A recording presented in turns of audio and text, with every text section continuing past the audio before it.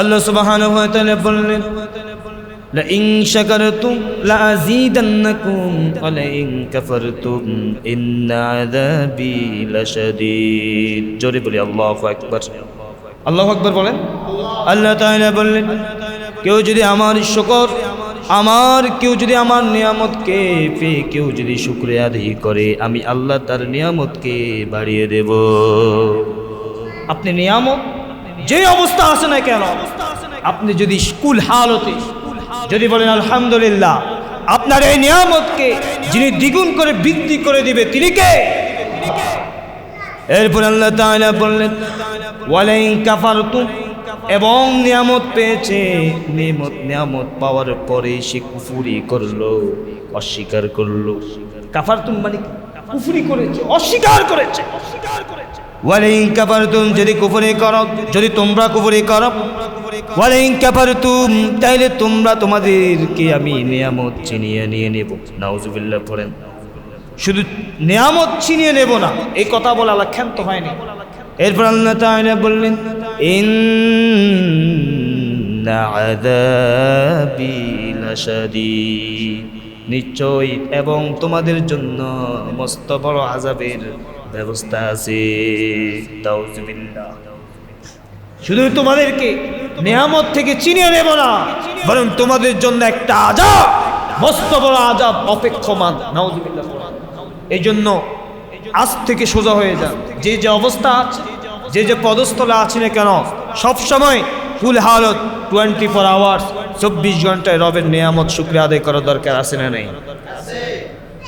আলহামদুলিল্লাহ। আমরা আবারও পড়ছি আলহামদুলিল্লাহ। যে সকল ভাইয়েরা এখনো মসজিদে আসতে পারেন নাই, আপনার মতন হতভাগা কেউ নেই। কারণ জুমার দিন রাসূল সাল্লাল্লাহু আলাইহি ওয়াসাল্লাম বলে যে আমি পারি না যে জুমার দিন লটারি ধরি। সুবহানাল্লাহ পড়েন। লটারি, দুনিয়ার লটারির মধ্যে আমরা যাই, কিন্তু আখিরাতে যে আপনাকে থাকতে হবে, সেই লটারিতে আজকে আমরা অ্যাবসেন্ট।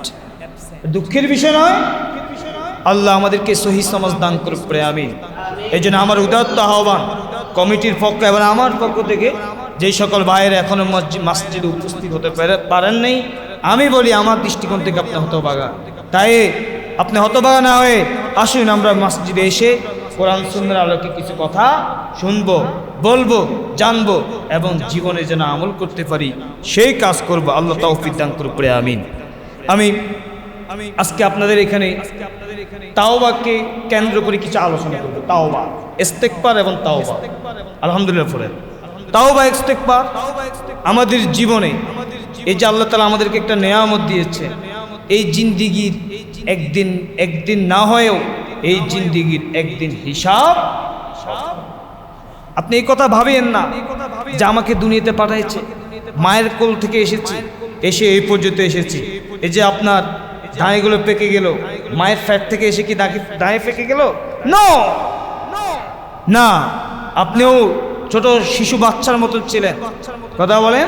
সেখান থেকে আস্তে আস্তে আপনি এখন বৃদ্ধে উপনীত হয়ে গেলেন, এখন আপনার দাঁড়ি পেকে গেল। এই দাঁড়িয়ে পাকা মানে কি? আপনার পা কবরের দিকে যেতেছে। সুবহানাল্লাহ পড়েন। সাইয়েদনা মুসা আলাইহিস সালাম বলল, আল্লাহ আমি আমার যখন মৃত্যু হবে তখন আপনি আমাকে মৃত্যুর আগে এলান দিয়ে দিয়েন। সুবহানাল্লাহ পড়েন। আমি যখন মারা যাব, মরে যাওয়ার আগে আমাকে একটু বলিয়েন যে তুই মৃত্যু হবি।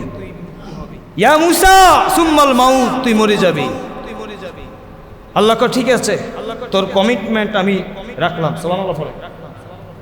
এবার সাইয়েদনা মুসা আলাইহিস সালামের কাছে হঠাৎ আজরাইল মালাকুল মাউত, মৃত্যুর ফেরেশতা উপস্থিত। সুবহানাল্লাহ পড়েন। হঠাৎ যোগ নাই, জিজ্ঞাসা নাই, সাইয়েদনা মুসা আলাইহিস সালামের কাছে মালাকুল মাউতকে চিনেন তো? মৃত্যুর ফেরেশতা উপস্থিত।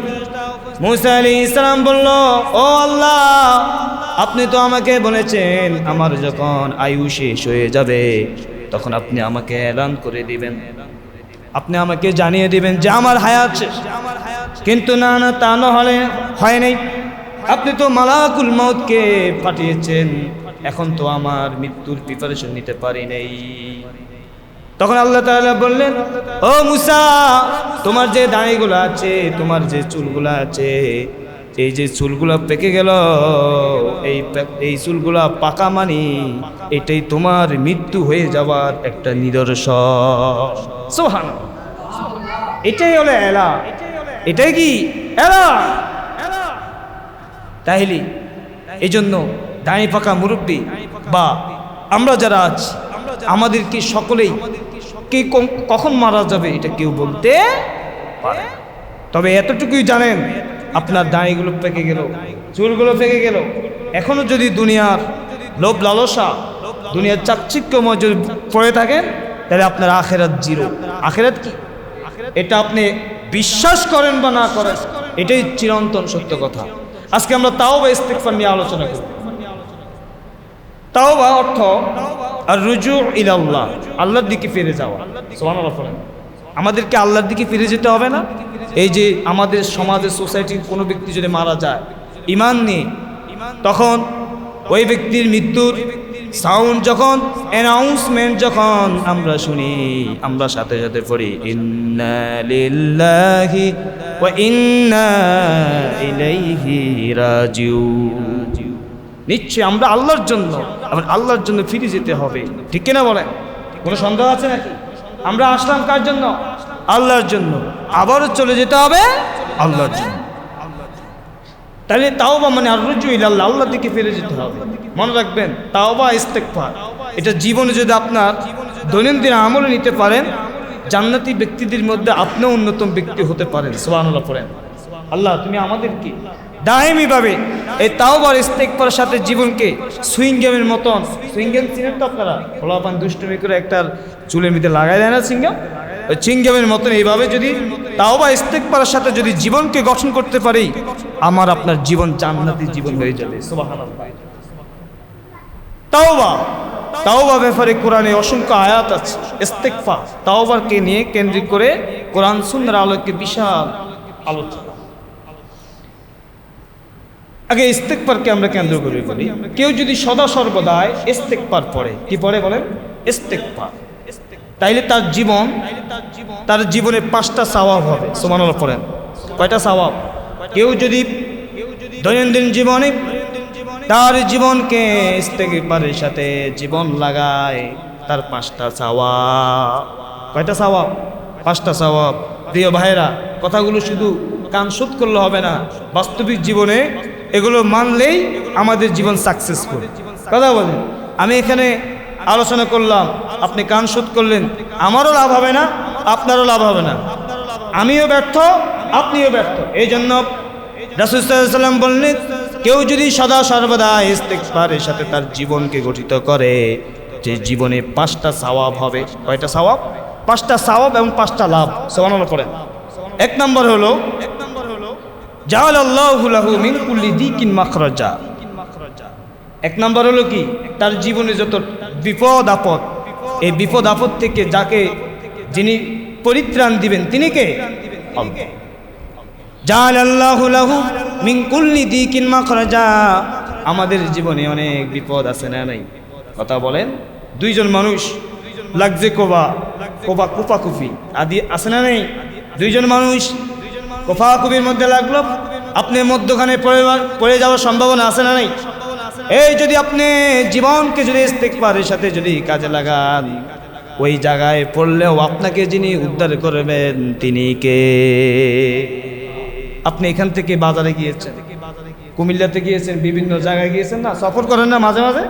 মনে করেন আপনারা 4 জন গিয়েছেন। কয়জন? 4 জন গিয়েছেন। 4 জনের মধ্যে 3 জন শেষ। ওই ইস্তিগফারের কারণে আপনাকে এই বিপদ থেকে যিনি পরিত্রাণ দিবেন তিনি কে? আল্লাহ। এটা একিনে বিশ্বাস করতে হবে, তাহলে আপনি মুমিন। 2 নম্বর হলো ওয়া মিন কুল্লি হাম্মিন ফারাজা। আর আমাদের জীবনে টেনশন আছে না নাই? কথা বলেন। আমাদের জীবনে টেনশন আছে না? কত টেনশন! বাড়ি ভাড়ার বিল পরিশোধ হইতেছে না, টেনশন আছে না নেই? দ্রব্যের মূল্যের ঊর্ধ্বগতি, টেনশন আছে না নেই? এরপর ছেলে সন্তান পড়াশোনা করে না, টাকা মান্থলি অ্যামাউন্ট শুধু যাইতেছে, কিন্তু পড়াশোনা হইতেছে না, এরও একটা টেনশন আছে না নেই? এই অনেক টেনশন। কথা বলেন। পড়ালেখা করতে পারে না, মেধা নাই, টেনশন আছে না নেই? তাইলে ওয়ামিন কুল্লি হাম্মিন ফারাজা। আর কেউ যদি 24 আওয়ার্স 24 ঘন্টা তার রবের ইস্তেগফার করে, তার রবের কাছে ক্ষমা চায়, ওই ব্যক্তিকে টেনশন মুক্ত যিনি করবেন তিনি কে? এই জন্য ইস্তেগফার পড়েন। এটা হলো সবচেয়ে মেডিসিন, বড় মেডিসিন, পাওয়ারফুল ইস্তেগফার। রাসূল সাল্লাল্লাহু আলাইহি ওয়াসাল্লাম ইস্তেগফারের গুরুত্ব বলতে গিয়ে রাসূল হেলান অবস্থায় বললেন এটা হলো সবচেয়ে পাওয়ারফুল ইস্তেগফার। সুবহানাল্লাহ পড়েন। আর সেই ইস্তেগফার আমরা কয়দিন কে পড়ে? আমি বলেন, আপনি বলেন, দৈনন্দিন জীবনে জাস্টিফাই করলে আমার মনে হয় একবার আমরা ইস্তেগফার কেন ইস্তেগফার পড়ার তো আমাদের সময় নেই। দুনিয়ার মধ্যে এত ব্যস্ত, এই ব্যস্ত দুনিয়ার একদিন শেষ হয়ে যাবে। বিশ্বাস করেন আপনারা? এই ব্যস্ত জগৎ, এই ব্যস্ত শহর থেকে একদিন আপনি উদয় হয়ে যাবেন সে অচিনপুরের দেশে, যেই দেশ থেকে আপনি ফিরে আসার কোনো সম্ভাবনা। তার নাম্বার হলো, 2 নম্বর হলো আমিন কুল্লি হাম্মিন ফারাজা। তার জীবনে যত টেনশন আছে ওই টেনশন থেকে যিনি যাকে মুক্ত দিবেন তিনি কে? তাহলে প্রথমটা কি? জাআলাল্লাহু লাহু মিন কুল্লি যিকিন মাখরাজা। তাকে প্রথম নাম্বার ইস্তেগফারের গুরুত্ব বলি। তাকে প্রথমে সকল বিপদ আপদ মুসিবত থেকে যিনি তাকে পরিত্রাণ দিবেন তিনি কে? আল্লাহ। 2 নম্বর ওয়ামিন কুল্লি হাম্মিন ফারাজা। তার জীবনে যত টেনশন আছে, টেনশন থেকে যিনি তাকে পরিত্রাণ দিবেন তিনি কে? আল্লাহ। 3 নম্বর হলো ওয়ায়ারযুকুহু মিন হাইসু লা ইয়াহতাসিব। এমন জায়গা থেকে রব্বুল আলামিন আমাদেরকে রিজিকের ব্যবস্থা করে দেয়। রিজিকের মালিক কে? রিজিকের মালিক আল্লাহ। এই যে আমরা পানি খাই, পানি দেয় কে? এই সুন্দর ফুল, সুন্দর ফল, মিঠা নদীর পানি, আল্লাহ তোমার মেহেরবানি। তার মানে বোঝা গেল ওয়ায়ারযুকুহু মিন হাইসু লা ইয়াহতাসিব। এমন জায়গা থেকে রব্বুল আলামিন রিজিকের ব্যবস্থা করবে আপনি কল্পনাও করতে পারেননি। ইস্তেগফার পড়লে এমন জায়গা থেকে রব্বুল আলামিন রিজিকের অনুসন্ধান করে দিবে আপনি জীবনে কল্পনাও করেননি, আপনি জীবনে ভাবেননি এই জায়গা থেকে আমি কিছু পাবো। কথা বলেন, মাঝে মধ্যে হয় না? মাঝে মধ্যে আপনি গেছেন, আপনার নিয়ত ছিল বাসা থেকে যখন বের হয়েছেন আপনার নিয়ত ছিল আমি এখান থেকে পোদ্দার বাজারে যাব। কথা বলেন না কেন? কিন্তু আপনার পোদ্দার বাজারের মাঝ বরাবর রাস্তায় যাওয়ার সময় আপনার এক ফ্রেন্ড আপনাকে কল দিয়েছে, আমাদের বাসায় চলো। আছে না নাই? কথা বলেন। আপনি আবার বললেন, বন্ধু আমার আজকে যাওয়ার আমার লক্ষ্য উদ্দেশ্য ছিল পোদ্দার বাজার, কিন্তু তুই আজকে আমাকে তোমার বাসায় নিয়ে আসলে দারুণ দারুণ ফল, দারুণ দারুণ খানা আমার জন্য তুই আয়োজন করছিস, আমি জানি। তার মানে বলি কি রিজিকের মালিককে? আল্লাহ। তার মানে বোঝা গেল যারা ইস্তেগফারের সাথে জীবনকে সুইংগামের সাথে লেগে থাকে তাদের 3 নম্বরের সওয়াব হচ্ছে ওয়ায়ারযুকুহু মিন হাইসু লা ইয়াহতাসিব। এমন জায়গা থেকে রব্বুল আলামিন রিজিকের অনুসন্ধান করে দেবে সে কখনো কল্পনাও করেনি। তাহলে মাঝে মধ্যে হয় কি হয় না? এই জন্য ইস্তেগফার পড়বেন। জীবনে টেনশন করা লাগবে না। আমরা টেনশন করি না, আজকে কি খাবো, আগামীকাল 1 মাসের টেনশন একদিনে আমরা বহন করি, আছে না? তাহলে টেনশন করা লাগবে না। ইস্তেগফার পড়েন, টেনশন লাগবে না। এরপর হলো 4 নম্বর হলো ওয়ামা কানা আল্লাহু মুআযিবাহুম ওয়া হুম ইস্তাগফিরুন। আল্লাহু আকবার। আল্লাহ তাআলা বললেন, আল্লাহ তাআলার পক্ষ থেকে ওই ব্যক্তির উপর গজব অবধারিত হয়ে রয়েছে, কিন্তু যে ব্যক্তি ইস্তেগফার পড়ার কারণে ওই গজব যিনি উঠাবেন তিনি কে? আপনার কোনো অপকর্মের কারণে, আপনার কোনো নাফরমানির কারণে আপনার উপর গজব অবধারিত হয়ে রয়েছে, কিন্তু ইস্তেগফার পড়ার কারণে আপনার গজবকে যিনি উঠিয়ে নিয়েছেন তিনি কে? মাঝে মাঝে আমরা অনেক অপরাধ করি না, অনেক জুলুম করি না, অনেক নফসের উপর জুলুম করি। কথা বলেন, নফসের উপর জুলুম করবে এটা স্বাভাবিক, তবে সেখান থেকে ফিরে আসা, আল্লাহর দিকে ফিরে আসা, এটা হলো সবচেয়ে বড় মূল কথা। কথা বলেন ঠিক কিনা? আপনারা জানেন আদমা হাওয়া আলাইহিস সালামের ঘটনা জানেন না? আল্লাহ বলছে যে আদম এই ঘর থেকে তুমি ওইখানে যেও না, এখানে একটা গাছ আছে, এই গাছের ফল তো খাওয়া দূরের কথা, গাছের নিকটও যায় না। কিন্তু আদম আর হাওয়া আলাইহিস সালামের মধ্যে শয়তান সলিহীন ব্যক্তিদের রূপ নিয়ে এসে ভালো আকৃতির ধরন নিয়ে এসে বলছে আপনার রব যে নির্দেশ দিয়েছে ওই নির্দেশটা সত্য না।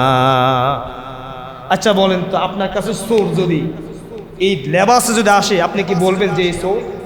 বলেন না কেন, কথা বলেন না, আপনার কি কথা বোঝেন না? একটা চোর, মনে করেন বাটফা, কে একটা চোর একটা লেবাস ধরে, আব্দুর রহমান as-সুদাইস কাবার ইমামের লেবাস ধরে এসে যে আপনার কাছে আসে, এটা তো আমি টুপি ধরলাম, টুপি না পাগড়ি পরে আসলো, কি পরে আসলো, কেউ মাইন্ড করবেন না। এখন সে কিন্তু মূলত চোর, সে কি চোর। আরে বর্তমান চোর মসজিদের মাইক মেশিন চুরি করতে হলে কি একটু বিদাত করে না, মানে ভাবেও না যে আমি কোন জায়গায়, এই জায়গাটা মাকানটা কি, এটা হলো রুকু আর সুজুদ, মাকানুর রুকু সুজুদ, যেখানে রুকু এবং সিজদা করানো হয়। এখন আপনার কাছে আসছে, সে কিন্তু চোর, তার মূল উদ্দেশ্য চুরি করা, কিন্তু জুব্বা জাব্বা গাদ দিয়ে আব্দুর রহমান as-সুদাইসের মতন চেহারা গেট আপ, আপনি কি তাকে চোর বলবেন? চোর বলতে আপনি 10 বার থুতু মতো খেয়ে যাবেন। কথা বলেন না কেন?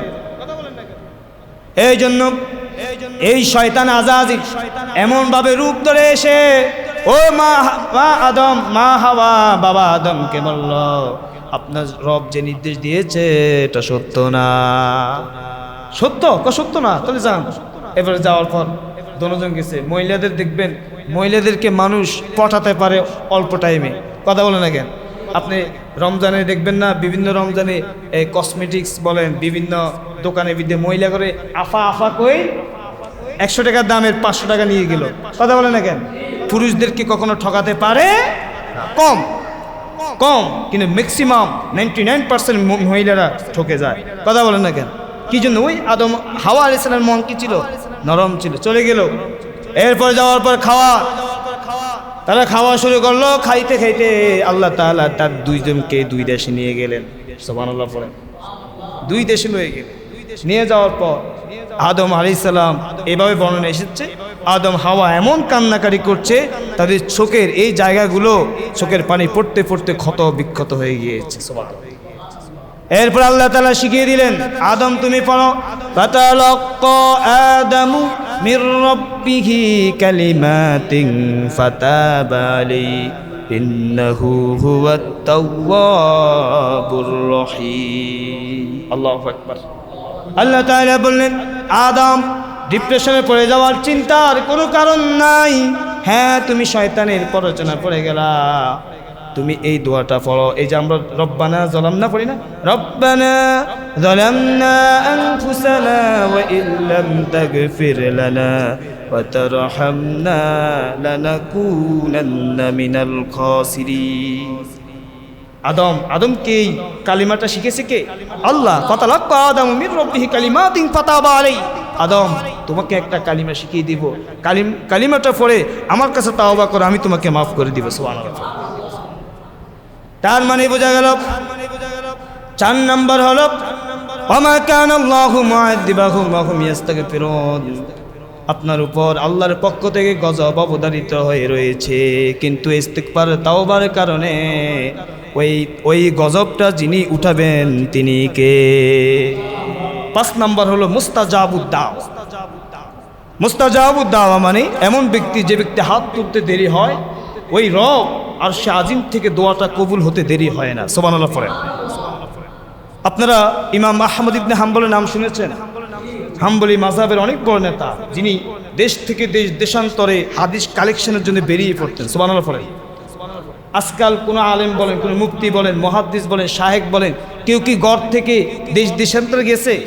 যাইলে আলেম বলেন যে পদস্থ আছে, স্বার্থ সবারই আছে। কথা বলেন না কেন?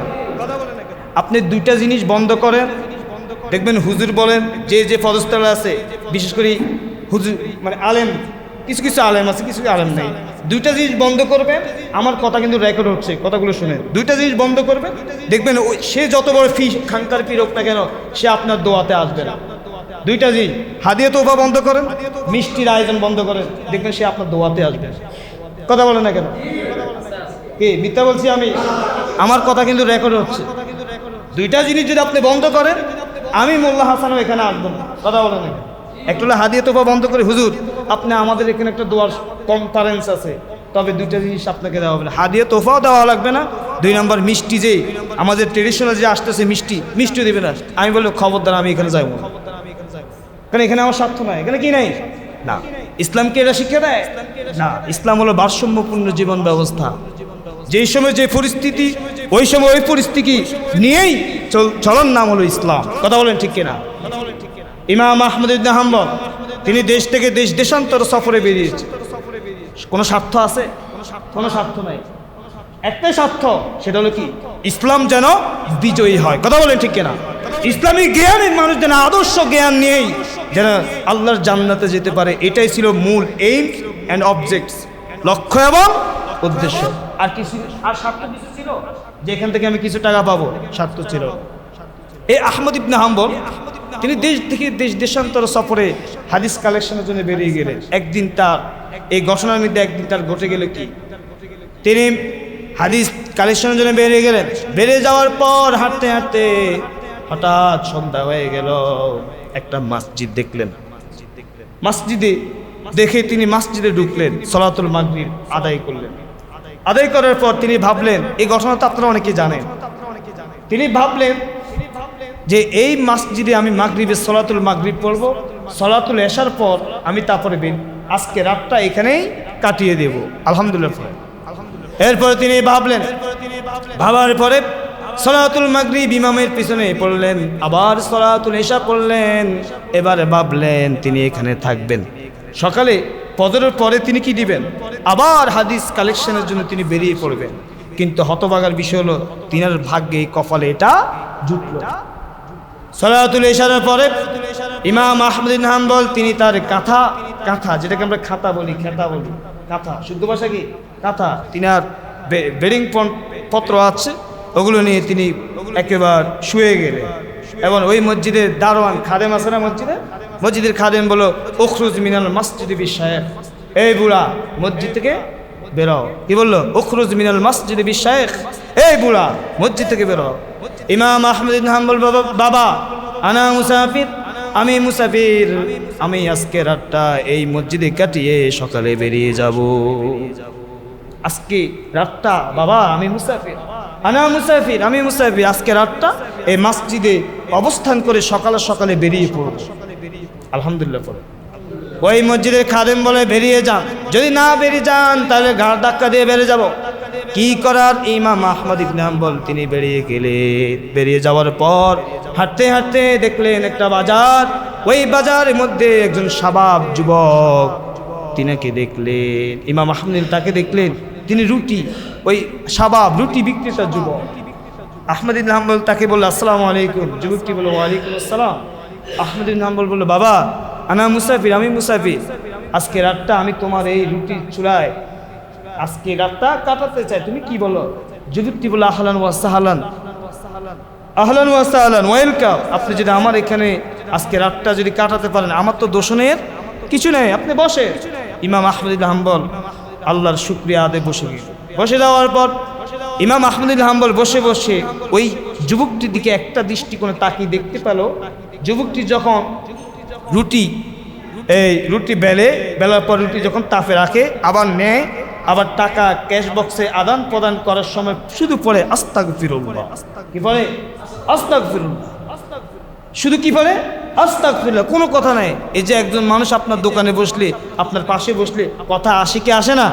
কিন্তু ওই যুবকটির কোনো কথা আসে না, একটা বাক্যে কালিমা ছাড়া, সেই কালিমাটা হলো আস্তাগফিরুল্লাহ। এবার আহমদ ইবনে হাম্বলের মধ্যে কিউরিসিটি জাগলো, বলল, ইয়া শাবাব মা লাকা ইয়া দাইমান তাকরাউন আস্তাগফিরুল্লাহ। এই যুবক, তোমার কি হলো?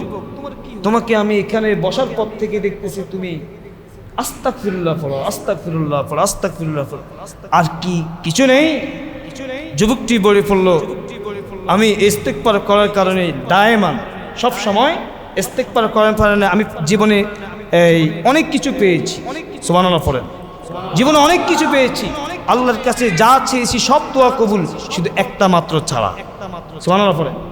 আহমদ ইবনে হাম্বল বলল, কি রে বাবা, এটা কি? তুমি জীবনে যা দোয়া করছো সব দোয়া কবুল, একটা দোয়া ছাড়া। যুবকটি বলল, আমি আল্লাহর কাছে যা চেয়েছি সব দোয়া কবুল, একটা মাত্র ছাড়া। এবার আহমদ ইবনে হাম্বলের মধ্যে আরো কিউরিওসিটি জাগলো, কি বলো, তোমার সব দোয়া কবুল, আবার বলো একটা দোয়া কবুল, এটা কোন দোয়া রে বাবা?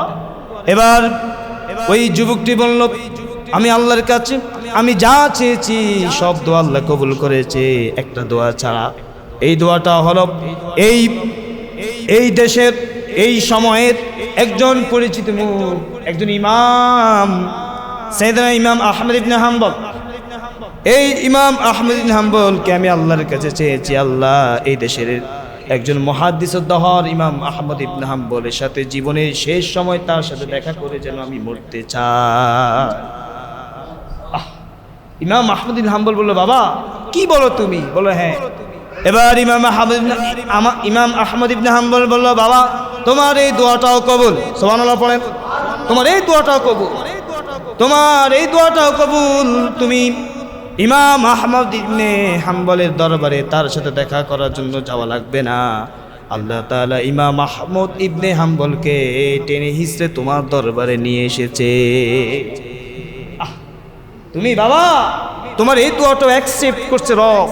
তুমি ইমাম আহমদ ইবনে হাম্বলের দরবারে যাওয়া লাগবে না, আল্লাহ ইমাম আহমদ ইবনে হাম্বলকে টেনে হিঁচড়ে তোমার দরবারে নিয়ে এসেছে। সুবহানাল্লাহ পড়ে। তাহলে ইস্তিগফার পড়লে লাভ আছে না নেই? ইস্তিগফার পড়লে জীবনে লাভ। আবার রাসূল সাল্লাল্লাহু আলাইহি ওয়াসাল্লাম মুসনাদে আহমদের মধ্যে এসে বিশ্বনবী বলল, 5 শ্রেণীর জন্য আল্লাহ তাআলা জান্নাতকে খুলে দিবে। সুবহানাল্লাহ পড়ে। জান্নাত খোলা 5 শ্রেণীর ব্যক্তিদের, তোর মধ্যে এক ব্যক্তি হলো যারা সদা সর্বদা ইস্তিগফার পড়ে। সদা সর্বদা কি পড়ে? ইস্তিগফার পড়ে। মাল্লাজিমাল ইস্তিগফার, যারা সব লেগে থাকে ইস্তিগফারের সাথে, তাদের জীবন সফল। আলহামদুলিল্লাহ, জীবন সফল হবে। আবার যখন বাদাল মাউত, যখন মৃত্যু হয়ে যাবে, মৃত্যু হওয়ার পর আর কোনো দাপট টাপট চলবে না। মৃত্যুর পরে আজ পর্যন্ত দেখছি অনেক আওয়ামী লীগের বড় বড় নেতারা মারা গিয়েছে না? কথা বলেন। তো অনেক বড় বড় নেতারা মারা গিয়েছে, এখন ওই নেতাকে কি এখন কবরে দাফট আছে নাকি? হ্যাঁ না, ফেরেশতা আসার পরে বলছে, আপনি আমাকে কিসের প্রশ্ন করবেন বলেন? মান রব্বুকা মা দিনুক ওমান হাদার রাজুল, এই যে প্রশ্নগুলো, প্রশ্ন করা লাগবে না। আমি আওয়ামী লীগের অনেক সময় পলিটিক্যাল রাজনীতিবিদ করতাম, আমি অনেক বড় নেতা, প্রশ্ন লাগবে না। আচ্ছা বলেন, কে বলছিনি কবর থেকে কোনো ঠুসঠাস আওয়াজ সাউন্ড শোনা গেছে? নো, ওগুলো এখানে চলবে না। নো এলাও, এখানে এলাও হবে না। কত সম্পদশালী হয়েছে, আপনার মতন অনেক সম্পদশালী কবরে শুয়ে আছে। কথা বলেন ঠিক কিনা? অনেক বড় বড় গাবু শুয়ে আছে, লাভ নাই। কারণ ইয়াউমালা ইয়ানফাউ মালুম ওয়ালা বানুন, সেদিন সম্পদের ভয় দেয়, টাকা পয়সার ভয় দেয়, এগুলো চলবে। এরপরে আপনার তার মানে বোঝা গেল, যারা ইস্তিগফারের সাথে লেগে থাকে তাদের 2টা লাভ। 1 নাম্বার দুনিয়াতে, আরেক নাম্বার হলো কাল কিয়ামতের দিবসে আল্লাহ আপনাকে জান্নাতে নিয়ে নিবে। স্বাচ্ছন্দ্যে, আনন্দে মুহূর্তে আল্লাহ আপনাকে ভালোবেসে জান্নাতে পদার্পণ করে দিবে। সুবহানাল্লাহ। তাহলে ইস্তিগফার পড়া দরকার আছে না? ইস্তিগফার পড়লে ইমানটা হবে, আপনার মৃত্যুটা হবে ইমানের সহিত। আলহামদুলিল্লাহ পড়েন। তাফসিরে রুহুল কবির, তাফসিরে রুহুল মাআনি, অসংখ্য তাফসিরের মধ্যে ইমামরা, ইমাম প্রণেতা এভাবে বললেন, ইস্তিগফারের কারণে অনেক মনীষীদের জীবনকে পরিবর্তন করে দিয়েছে কে? আল্লাহ। তাইলে এটা তো মিথ্যা না, মিথ্যা নাকি? এই জন্য আমাদের জীবনকে ইস্তিগফারের সাথে, তাওবার সাথে। এখন আমরা তো দুনিয়ার এমন সিচুয়েশনে বর্তমানে আছি, কিসের তাওবা, কিসের ইস্তিগফার? কথা বলেন না কেন? আধা দিনের সম্পদ নিয়ে মারামারি, হ্যাঁ, ভাই ভাই কাটাকাটি, হানাহানি, মারামারি, এরপর বিভিন্ন নিয়েই আমরা ব্যস্ত। কিসের তাওবা, কিসের ইস্তিগফার? কথা বলেন না কেন? এমন সময় এসেছি আমরা, তাওবা ইস্তিগফার যদি আমার পাশে কেউ করে, এখন দরবেশগিরি করে, আছে না নাই? আপনার সাথে কেউ যদি ইস্তিগফার পড়ে, এই দরবেশগিরি থো, এখন আর দরবেশ, এখন যে অবস্থা দেশের লাগবে না, নাউজুবিল্লাহ পড়েন।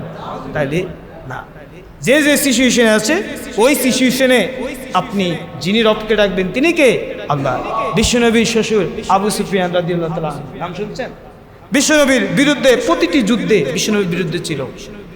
কথা বলেন। এবারে আবু সুফিয়ানকে জিজ্ঞেস করা হলো, আপনি ইসলাম ধর্ম গ্রহণ করলেন কেন? বলল, ইসলাম ধর্মে গ্রহণের যে নেতা সাইয়্যিদুল মুরসালিন খাতামুন নবী, বিশ্বনবী আমাদের নেতা। কথা বলেন, বিশ্বনবী, অনেকে যদি বলে বিশ্বনবী আমাদের নেতা নয়, বুঝতে হবে তার মধ্যে ডায়াবেটিসের রোগ আছে না নাই? কথা বলেন না কেন? বিশ্বনবী আমাদের কি নেতা। আবার কিছু কিছু আলেম দেখছি আবার কি করে, ওদের বিরুদ্ধে ছাড়া ওদের পক্ষে নিয়ে আবার কথা বলেন। না, এইটা নেই, আপনি পক্ষে নেবেন না। বিশ্বনবী আমাদের নেতা, এটা কোরআনের দলিল আছে না নাই? সাইয়্যিদুল মুরসালিন যেমন বেলাল হাবশী রাদিয়াল্লাহু তাআলা আনহুকে উমাইয়া যখন মরুর অঞ্চলে, উমাইয়াকে যখন মরুর অঞ্চলে রাস্তা দিয়ে যখন টেনে হিঁচড়ে নিতেছে, বেলালকে বলল তোমার নেতাকে? বেলাল বলল আমার প্রথম নেতা আমার আল্লাহ, দ্বিতীয় নেতা হলো সাইয়্যিদুনা মুহাম্মদ সাল্লাল্লাহু আলাইহি ওয়াসাল্লাম। তাহলে বেলাল যদি বলে আমার নেতা মুহাম্মদ সাল্লাল্লাহু আলাইহি ওয়াসাল্লাম, তা আপনি যদি বলেন আমার নেতা মুহাম্মদ না, তা আপনার মধ্যে কি ঈমান আসেনি?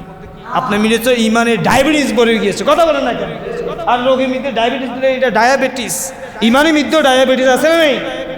তবে ঈমানের মধ্যে ডায়াবেটিস শরীরের মধ্যে এই জেসেম, এই শরীরের মধ্যে যখন ডায়াবেটিস আক্রমণ করে ব্যক্তিকে যেমনিভাবে নষ্ট করে দেয়, আপনার ঈমানের মধ্যে ডায়াবেটিস নামক আক্রমণ যদি করে আপনার ঈমানকে সব শেষ করে দেবে।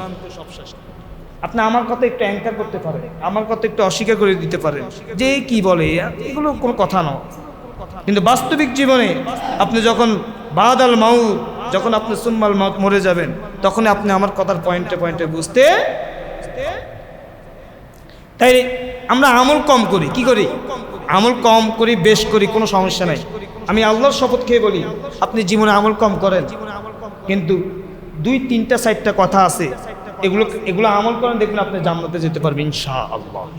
আল্লাহ আমরা কাল কিয়ামতের দিন সে আরশ নিয়ে যেন আমরা সবাই এইভাবে থেকে আমরা যেন জান্নাতের সুসংবাদ পেয়ে যেতে পারি, আমিন পড়েন। কারণ কাল কিয়ামতের দিন জান্নাতে যদি না যেতে পারেন, তাহলে আপনার লাইফটা, আপনার এই যে লাইফ, এটা ব্যর্থ। এটা কি? ব্যর্থ। কারণ এখন মারা গেলে এখনো কিয়ামত, এখন মারা গেলে এখনো কিয়ামত। তা আমি আর আপনি আরেকজনকে বেশি কয়েকটা জিনিস যদি অভ্যাস যদি আমরা চেয়ে দিই, আল্লাহ আমাদেরকে অবশ্যই জান্নাত দিবে ইনশাআল্লাহ। 1 নাম্বার, গীবত শিকায়ত করা যাবে না। গীবত শিকায়ত করবেন? গীবত শিকায়তেই ব্যস্ত, তাওবা নিয়ে কি ব্যস্ত? তবে মনে রাখবেন 2টা সময় তাওবা কখনো কবুল হবে না। কয়টা সময়? 2টা সময়। রাসূল সাল্লাল্লাহু আলাইহি ওয়াসাল্লাম বললেন আমার উম্মতেরা তোমরা শোনো, 2টা সময় তাওবা করলে কবুল হবে না। এখনই সময়, এখনই সময়। 2টা সময়। 1 নম্বর বাদা তুলুই শামসি মিন মাগরিবিহা, আপনাদের এইদিকে সূর্য প্রতিদিন কোন দিক থেকে উদিত হয়? কোন দিক থেকে? আপনারা মনে জানেন না। বাদা তুলুই শামসি মিন মাগরিবিহা, কিন্তু কিয়ামতের আগ মুহূর্তে পর্যন্ত সূর্য কিন্তু আর পূর্ব দিক থেকে উদিত হবে না, সূর্য পশ্চিম দিক থেকে উদিত হবে। বুঝতে পারছে? এখন সূর্য প্রতিদিন সকালবেলা কোন দিক থেকে উদিত হয়? পূর্ব দিক থেকে। কিন্তু কিয়ামতের আগ মুহূর্ত পর্যন্ত সূর্য পূর্ব দিক থেকে উদিত হবে না, সূর্য পশ্চিম দিক থেকে উদিত হয়ে যাবে। আর ওই সময় যদি তাওবা করেন, তাওবা কবুল হবে। আরেক নম্বর হলো বাদাল গরগরা, মালাকুল মাউত যখন মুমূর্ষ ব্যক্তির রূহ যখন নিয়ে গরগর গরগর করে, ওই গরগর করা অবস্থায় আপনার তাওবা কবুল করা হবে না। আপনারা সরাসরি ডিরেক্টলি মুমূর্ষ ব্যক্তিদেরকে দেখছেন না? হ্যাঁ, কেউ দেখছেন তো? সবাই তো দেখছেন মোটামুটি কম বেশ। মুমূর্ষ ব্যক্তি যখন 2 চক্ষু আকাশের দিকে তাকিয়ে থাকে, সে কিন্তু এমনি এমনি তাকায় না। সে কাকে সশকে দেখে? মালাকুল মাউত। ওই সময় যদি কেউ তাওবা করে, ওই তাওবা কবুল হবে না। আর আমাদের দেশে এখন তাওবা পড়ার জন্য হুজুর লাগে, যদিও এখন আর নাই। একসময় তাওবা পড়ার জন্য হুজুর লাগতো। আরে মিয়া, কিসের তাওবা পড়ার জন্য হুজুর? কিসের মরার পরে কোরআন তেলাওয়াত আপনি করেন? এটা বাউতাবাজি। এটা কি? মরার পরে কোরআন তেলাওয়াত করার কেউ তা সহি কোনো দলিল নাই। মরার পরে আরে মেয়ে সে যত আকাম উকাম করছে সব দায় সে দিয়েছে। কথা বলেন না কেন? আপনি জাস্ট সে মুসলিম হিসেবে মুসলমান ঘরে ফ্যামিলিতে জন্মগ্রহণ করার কারণে তার দায়িত্ব, আমার দায়িত্ব হলো কবরস্থ করে দেওয়া। কথা বলেন ঠিক কিনা? সে যদি রাসূলের উম্মত যদি না হয়, সে যদি বাম রামপন্থী হয়, তাহলে তার হিসাব তার নিকে সে নিজেই দিতে হবে। আমার আপনার দায়িত্ব কি দেওয়া? এই জন্য মরার পর কোরআন তেলাওয়াত করা, মরার পর তাওবা করা, এগুলো হুদা, ঠিক না? তাওবা তো ফেরাউনও করেছে। কথা বলেন না কেন? কোরআনে আছে না ওয়ানা মিনাল মুসলিমিন। ফেরাউনকে যখন একেবারে ডুবাই পানি খাইতে এই গলা পর্যন্ত আসছে, এদুর আইলো, অন্তত এদুর আইলো কি সময় ছিল না। ফেরাউন যখন এদুর পর্যন্ত আসলো, ফেরাউন ডানা তুলে ওয়ানা মিনাল মুসলিমিন, আমি ভালো মানুষ। কি মানুষ? আল্লাহ কত ভালো মানুষের দরকার না, দা টাইম ইজ আপ, সময় শেষ। ফেরাউন, তুই যদি সময়ের আগে যদি তুই তাওবা করতি, তোর তাওবাকে আমি কবুল করতাম, কিন্তু দা টাইম ইজ আপ, সময় শেষ হওয়ার পর, সময় শেষ হওয়ার পর তাওবা করার কি নেই, সুযোগ নেই। আল্লাহ আমাদেরকে সহিহ সমাজ দান করুক, পড়ে আমিন।